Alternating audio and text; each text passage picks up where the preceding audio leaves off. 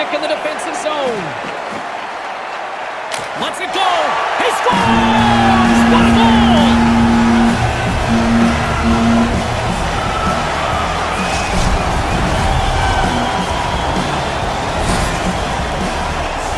You want to use the player in front of the net as a screen if you can. This time it's just about perfect. I don't think the goaltender ever picks it up. The Kraken have jumped into this fireworks display so far offensively in the first. Their only focus now should be to stay aggressive. Scooped up along the wall by Larson. Seattle's got the puck against the half wall. With the stop. Oh, and another save! Scores! All over the rebound, and he puts it in.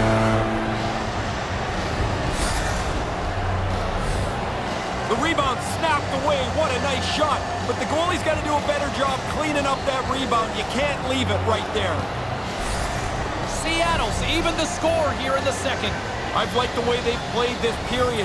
They've had pucks to the net. They look like they've been pretty aggressive. They've now got the equalizer.